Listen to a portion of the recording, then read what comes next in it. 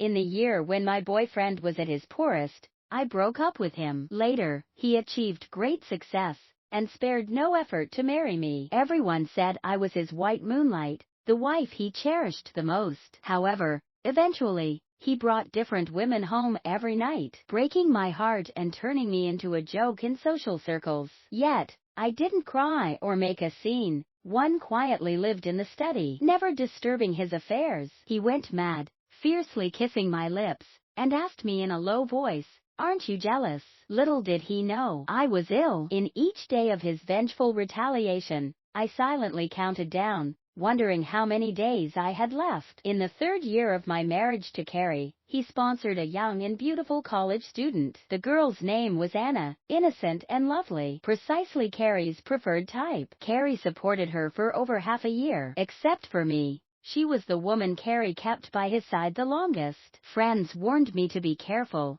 They said Carrie seemed genuinely attached to Anna. I first met Anna on my birthday. I had been experiencing nosebleeds since the morning, went to the hospital for a checkup, and the doctor said I probably had until next spring. I nodded gently and whispered, "It's okay. I'm not afraid of death, but I'm a bit afraid of pain." I heard about an expensive medication that could make my remaining time more comfortable. With insufficient funds in my bank account, I went to Carrie's company to find him. Anna happened to be there. She had just graduated and was working as Carrie's secretary. Carrie was in a meeting, and I sat outside waiting. Anna kept staring at me and whispered to her colleagues, "Is she the boss wife? She looks so ugly, all dried up, like she's about to die. You guys say I look like her, but where's the resemblance? I'm much prettier than her." The bright glass reflected my image, with a plain face and a puffy down jacket. It wasn't attractive, and it seemed like I was close to death. A colleague pulled Anna aside and whispered, "That's because she didn't dress up. If she puts on makeup, she'll be more beautiful than all of you combined. And also, don't provoke her just because the boss dotes on you. You don't know how much the boss loves her. If you upset her, be careful. The boss might take you down." The bright glass reflected my image, plain-faced, wearing a puffy down jacket. It wasn't a flattering sight, and it seemed like I was nearing the end of my life. A colleague pulled Anna aside and whispered, "That's because she didn't dress up. If she puts on makeup, she'll be more beautiful than all of you combined. And also, don't provoke her just because the boss dotes on you. You don't know how much the boss loves her. If you upset her, be careful. The boss might take you down." Heard that Carrie loves me deeply. Anna couldn't accept it and rolled her eyes at me. She brought me a cup of tea and asked softly, "Anne, why would the boss let you wait for so long? It's strange. Every time I came to see him before, no matter how busy he was, he would come to accompany me first. He said I was the most important. I thought he treated other women the same way." She bent her eyes and smiled sweetly, a smile reminiscent of my younger self. After contemplating, I realized Carrie treated Anna differently. He had countless lovers, using them as tools to provoke me, bringing different women home every night, repeatedly testing my reactions. Carrie never lingered with them for long, maybe a day or two, perhaps 10 days or half a month, and he always grew tired quickly. Only Anna. Carrie kept her outside, accompanying her for meals, shopping, and movies. They seemed like an ordinary and loving couple. Carrie gave her money and also gave her love. Looking at Anna, I smiled and asked her gently, "You're so important. How can Carrie bear to make you a mistress behind my back? You should advise him well, divorce me soon, and marry you." Anna's face suddenly changed. She got angry and muttered to me in a low voice, "The one not loved is the mistress. You are the one who's superfluous. Isn't it just because you met Mr. Shen a few years before me? But now you're old and ugly. What can you use to compete with me?" Her colleague, perhaps afraid that I would get angry, hurriedly came over and grabbed her arm, trying to pull her away. Actually, I didn't mind. I had long told myself I wouldn't get angry for Carrie,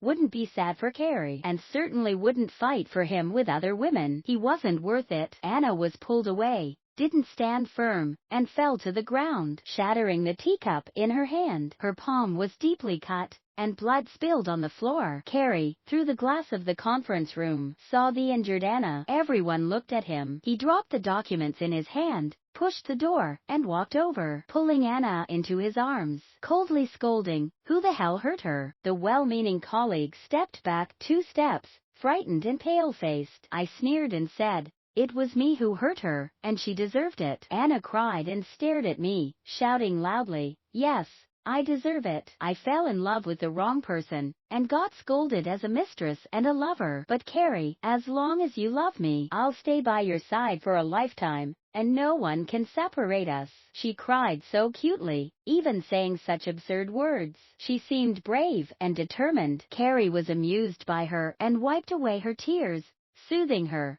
"Good," crying like a little kitten. He treated her differently. I lowered my eyelids, too lazy to look anymore, and said to Carrie, "I want 500,000 for my birthday this year." Ironically, we were a married couple, yet we didn't have each other's contact information. Except for money, I never actively sought him out. Before we got married, we agreed he could have my body, and I wanted his money. Carrie always hated that I was a materialistic woman, but in the past, as long as I spoke, no matter how much money, he would give it to me, only more, not less. Only this time, he looked at me with a cold smile, slowly saying, "Money, sure, but, Anne, first lower your noble head and apologize to Anna." Carrie wanted to use 2 million to buy my dignity, and buy an apology for Anna. It was the first time he humiliated me for another woman using money. I slowly clenched my fists, smiled gently, endured the sudden surge of pain in my body, and turned to leave. I didn't need the money. I suddenly became curious.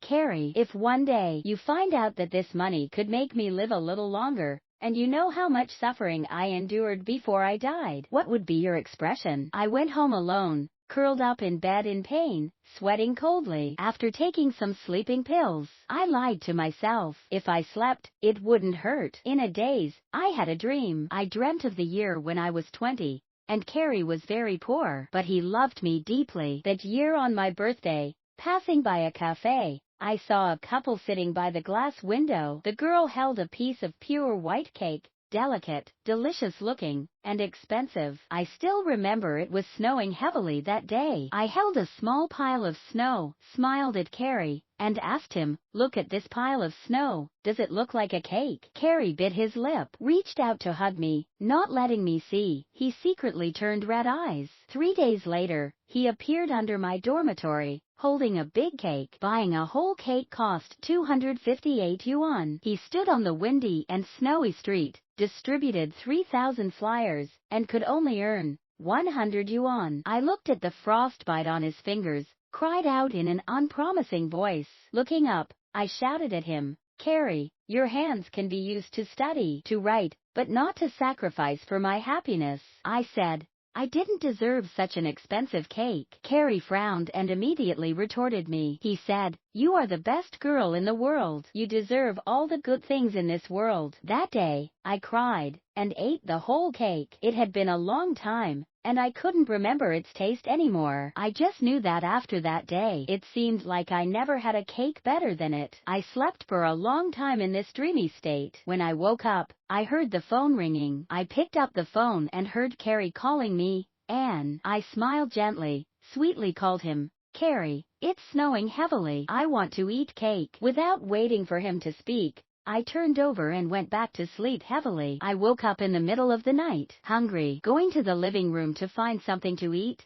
I found out that Carrie had come back. He bought a big house for Anna. They lived together there. Anna cooked for him, made him happy, and waited for him to come home. Carrie was doing well, and he hadn't come back for a long time. He lazily leaned against the French window, bit a cigarette in his mouth, and stared at me fixedly. I lowered my eyes, walked past him, and was grabbed by him. He frowned, asked me softly, "Why did you lose so much weight?" His tone was gentle, as if he still loved me. I was stunned, forcefully shook off his hand, scolded him, "Carrie, are you crazy?" He looked at his empty palms, and his face gradually turned cold. When I walked to the dining table, I saw a cake with candles on it. Then I realized that the phone call wasn't a dream. I said I wanted cake, and Carrie bought it. What is this?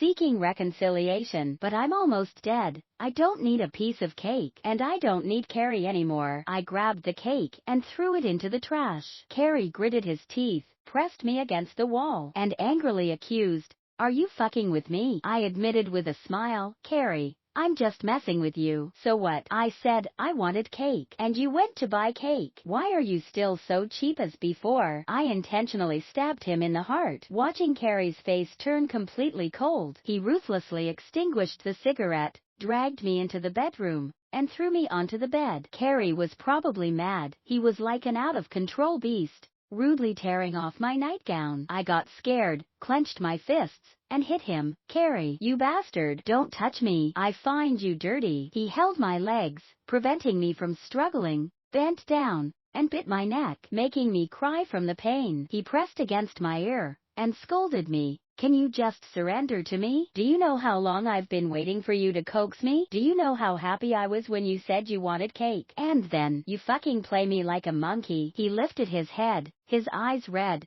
staring at me. I held back tears and stared back. In the dim room, neither of us spoke, and neither of us was willing to admit defeat. Carrie leaned down, getting closer to me, about to kiss my lips when the phone suddenly rang. It was Anna calling. Carrie hesitated but answered it. I heard Anna crying, asking him, "Mr. Shen, are you really giving up on me for Anne? You clearly like me. I'm at the bar now. I've had a lot to drink, and a man is harassing me. I'm so scared. Can you come and pick me up, please?" Carrie didn't say anything. He just stared at me, coldly smiling, softly commanding me, beg me to stay. "As long as you beg me, I won't leave." It seemed like he forgot. A long time ago, I also put down my dignity and begged him, "Carrie, can we talk calmly for once? Can we stop fighting? Can we be together peacefully? Can you be a bit nicer to me?" That day, Carrie coldly stared at me, smiling, and said, "You don't deserve it." These 3 words have been piercing my heart all along. Today, I can finally return them verbatim. I grabbed his collar and said word by word, "Carrie, you don't deserve it." Carrie remained silent for a moment and then suddenly laughed self-deprecatingly. He brought the phone to his ear and told Anna, "Wait for me.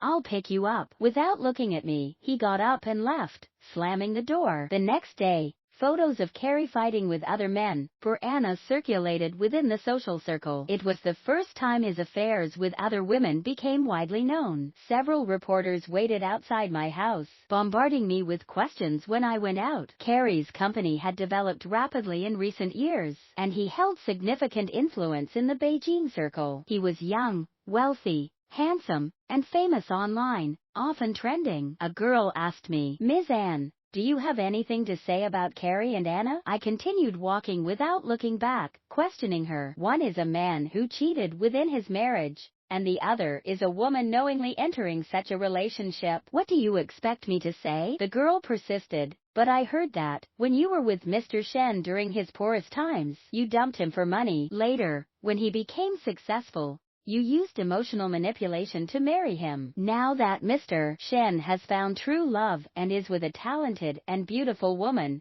you insist on occupying Mrs. Shen's position and call others the third party. Don't you think you're bullying people?" I stopped and coldly looked at her, then grabbed the Work It badge hanging on her chest. She was an intern reporter, and the back of her ID holder contained her student card from Nanshan University. I calmly asked her, "Are you Anna's friend? When Carrie used all means to marry me, do you think I wanted to marry him? People in the circle know about this, don't you? Or are you here to smear me, just to help your little sister become the third party?" Her expression changed, and she nervously snatched back her work ID, justifying, "I am indeed friends with her, but I am a journalist. The words I say are objective and fair. If you really don't want to marry Carrie, and he falls in love with someone else, why don't you divorce him?" I smiled and was about to speak when I suddenly started to have a nosebleed again, looking quite embarrassed. Someone made fun of me, saying, "Ms. Anne says she doesn't care, that marrying Mr. Carey was forced upon her, but now she's in such a hurry and even got a nosebleed. What's going on?" I extended my fingertips, wiped away the blood on my lips, and calmly said, I'm not worked up, I'm just sick, dying soon. I've been having nosebleeds lately. The crowd suddenly fell silent, and no one laughed anymore. Only that girl continued, "What are you pretending for? You start pretending to be sick when you get a nosebleed. I really can't stand women like you, who, in order to snatch a man, act like they're dying every day, using shameless tactics. You're really embarrassing us women." She finished speaking and walked away, swinging her ponytail. Her figure, just like Anna's, was detestable. I was surrounded by reporters for interviews, and the video quickly became a hot topic. Carrie responded directly, saying, "I will never get a divorce. Don't disturb my wife anymore." That afternoon, the journalist friend of Anna was dismissed. Many netizens criticized me. "This woman is disgusting. If you don't want to marry, then don't. It's not like someone forced you at knife point. Why pretend to be helpless?"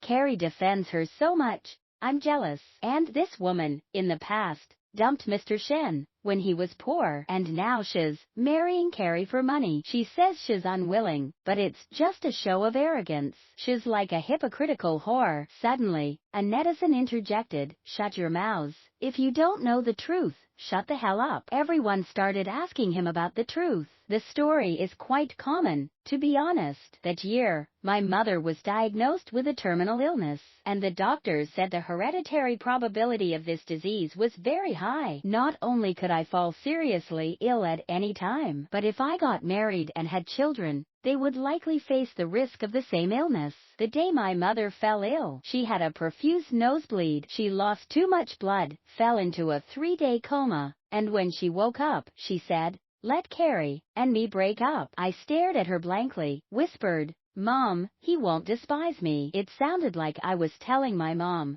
but also like I was telling myself. Mom gently held my hand and nodded, saying, "Mom knows he's a good boy." She paused, smiling. "You two started dating since high school. He waited for you every morning at the alley, riding his bike. Did you think I didn't know? One time, I saw him buying a pork bun for you as breakfast. He had a total of 12 yuan. One hamburger cost 10 yuan, and he had 2 yuan left. He bought 2 cups of cola, one for him and one for you." At that time, Carrie was so pitiful. His parents divorced, and no one wanted him. Every month, we gave him a bit of living expenses. He lived like an orphan. 12 yuan might have been his daily living expenses. Without thinking, he spent it all on you. Back then, you were gluttonous and naive. He lied that he had eaten already, and you believed him, happily eating the hamburger. At that time, Carrie was so poor. Because of his parents' divorce, he had very little support. Every month, we gave him a small allowance. He lived like an orphan. That 12 yuan was probably his daily living expenses. Without hesitation, he spent it all on you. I felt then that my daughter was lucky to find such a good boy. He excelled in his studies,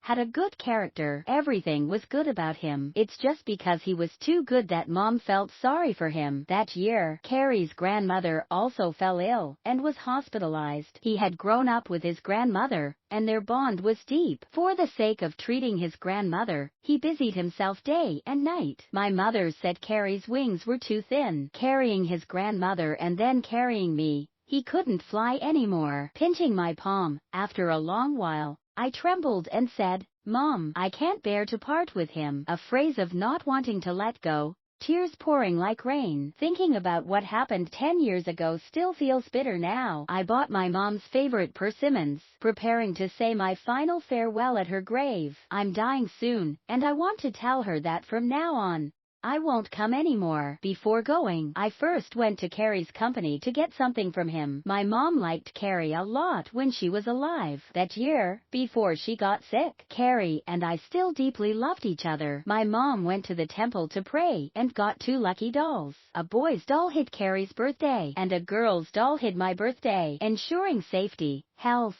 and that the people who love each other can be together forever. My mom asked me to give the dolls to Carrie. Carrie didn't want his doll. He insisted on taking mine. He said that the girl doll with the blushing face really looked like me. He said that, when he saw it, It was like seeing me. He liked seeing me. That doll is still on Carrie's desk to this day. I was afraid that when I die, Carrie might throw it away like trash. It was a gift from my mom. I have to take it back and place it in front of her tombstone to accompany her. When I arrived at the company, Carrie was watching my morning video, where I had a nosebleed, claiming I was about to die. Seeing me, he tossed his phone aside, didn't say anything, and didn't ask anything. I looked at the empty space on his desk where the doll used to be. Frowning, I asked him, "Where's my doll?" Anna followed me and, upon hearing that I wanted something, smilingly said, "A couple of days ago, I accidentally pricked my palm, and Carrie felt sorry for me. He said he couldn't bear to see me injured, so he gave me that doll. He also said that the doll looks a lot like me,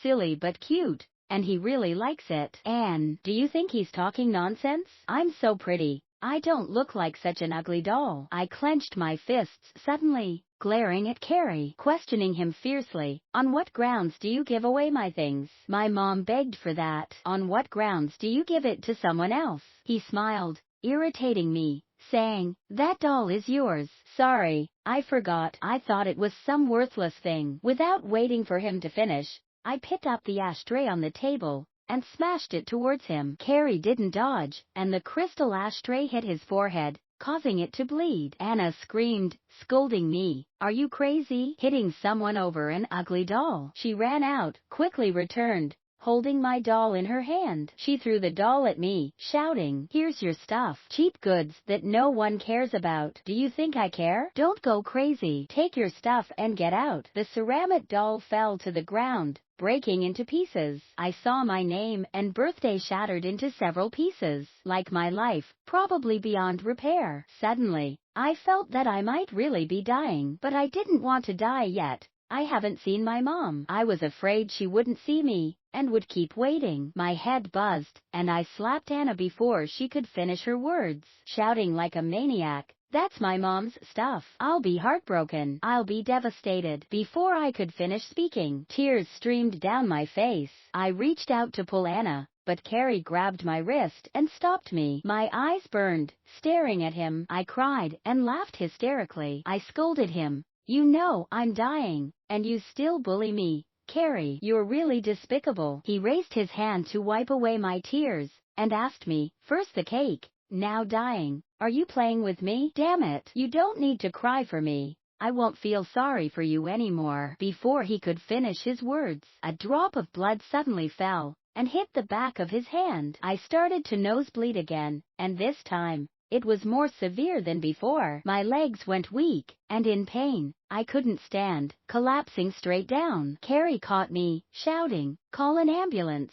He was helpless, only able to watch as my blood flowed more and more, staining his white shirt red. I fell into a coma, hearing Carrie crying and repeatedly asking, "Why won't the bleeding stop? Please, don't bleed anymore. I beg you. Don't scare me." I smelled the scent of disinfectant in the hospital. I heard the doctor telling Carrie, originally, she could have lived until next spring, or even longer, but she said she has no money and she refuses further treatment. Now her condition is uncontrollable, and there's no need for continued treatment. Carrie asked, "So you're saying my wife is dying soon?" Without waiting for the doctor to speak, he suddenly raised his voice and angrily cursed, "I want my wife to live. If you can treat her, damn it, then treat her. If not, get lost and find someone else." That day, Carrie almost smashed up the hospital room. He consulted numerous expert teams, saying that no matter how much money it took, he wanted to keep me alive. However,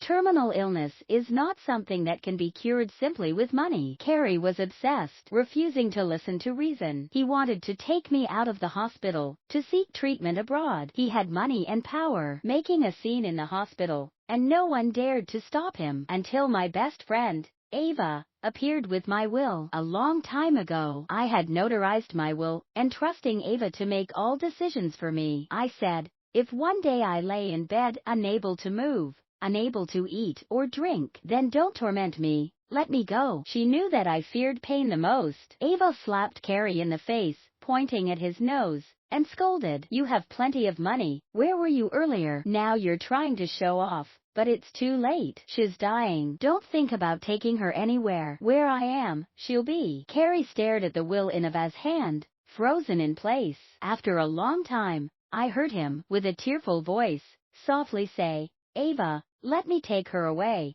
I'm begging you. Believe me, she can survive. She can. Carrie closed his mouth and didn't speak again. He fetched a lot of tissues to wipe my face, his eyes reddening as he saw the blood. Pretending to be calm, he asked me, why didn't you tell me earlier that you were sick? What's the use of having a mouth? You could have gotten better. You know. Why did you have to be so strong on your own, causing it to become like this? I calmly said, because I don't need you. I don't need your care, nor do I need your company. So whether you know about my illness or not, it's not important to me. Actually, I never deliberately hid it from Carrie. My medical report was right there on the table, easily visible if he just looked down, but he never glanced at it once. During those days when I gradually lost weight, Anna appeared by his side. That girl was younger than me, prettier, and more likable. For her, Carrie started not coming home night after night. So, he didn't see how many times I collapsed on the ground, writhing in pain, crying while I fearfully called the doctor, begging to be saved from my miserable state. Carrie lifted me onto the hospital bed, and as he bent over, a tear dropped on my face. He turned around, mocking me. Yeah, you're so great, thinking you can dump me whenever you want, tell me to get lost, whenever you feel like it. I know you don't need me. If you don't need me, then you don't. After a long time, with a crying voice, he continued, but I need you. I didn't speak, closed my eyes, pretending to be asleep. Carrie still didn't know why I broke up with him before. That year, when he achieved success and fame, he came back to me, saying he wanted to marry me and take me home. I owed him a proper explanation. I had planned to tell him everything. I wanted to tell him that the harsh words I said when we broke up were all lies. He was good. He deserved the best girl in the world. They would have a happy family, healthy children, no burden of poverty, no torment of illness. He was so good, deserving the best girl in the world. They would have a happy family, healthy children, no burden of poverty, no torment of illness. I rehearsed these words countless times, hoping I could say them with a smile to Carrie, wishing him happiness in the future. No one knew how many times I cried in the night. I regretted so much that the girl who could be with him for a lifetime wasn't me. The day I composed my emotions, I wanted to go find Carrie, but he was discussing business at the club, probably not a good time for a serious conversation. Hearing his slightly drunk voice on the phone, I worriedly hung up, deciding to go there. I called him, but he didn't answer anymore. When I arrived at the club, I could only search for him room by room. When I finally saw him through the glass on the door, he was holding another woman in his arms, kissing her passionately. I pushed the door open and entered. When he turned and saw me, he wasn't the least bit flustered, holding back tears. I asked him, Carrie,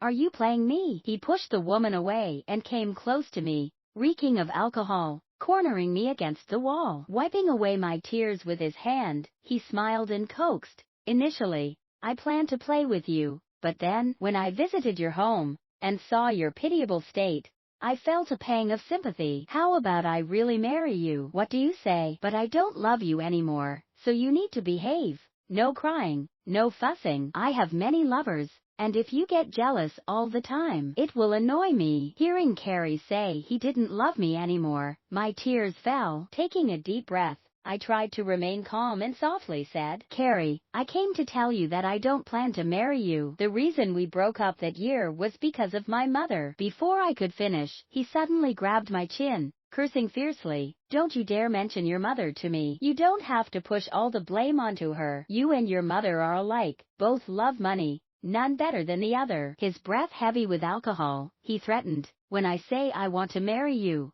it's not a discussion. You better gratefully accept it. He said he didn't want to hear my explanations. As much as I had hurt him in the past, he wanted to make me suffer more, to even the score. Looking at his face, I suddenly felt he was a stranger. Maybe the kindness my mother and I showed him in the past was one-sided. Maybe that year I should have clung to him, Let him worry endlessly, let poverty drag down his spirits. I was so foolish back then, so foolish that even I pity myself. He continued, I heard that Evelyn used to work in the club, accompanying people for drinks.